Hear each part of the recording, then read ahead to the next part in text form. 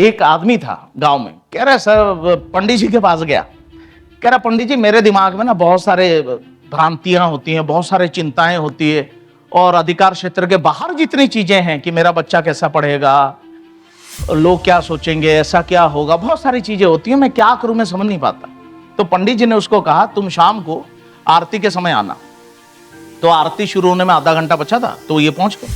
तो कह रहा पंडित जी नमस्ते, बताइए क्या करना है। तो पंडित जी ने एक दिया दिया उसे, कह रहे तुम्हें काम करो, ये दिया लेके मंदिर के परिक्रमा करो 7 बार, फिर आना यहाँ।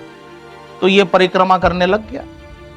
तो जैसे परिक्रमा करके वापस आया तो पंडित जी ने कहा तुम एक बात बताओ, जब तू परिक्रमा कर रहे थे तुम्हारे मन में कोई चिंता आ रही थी क्या? कह रहे नहीं आ रही थी। कह रहे फिर तुम क्या सोच रहे थे? कह रहे मैं तो इस दिए पे ध्यान था, क्योंकि तेल से भरा हुआ है, तो मैं जैसे जैसे चल रहा था ये हिल रहा था, तो मेरा ध्यान था ये तेल ना गिर जाए, लौ ना बुझ जाए।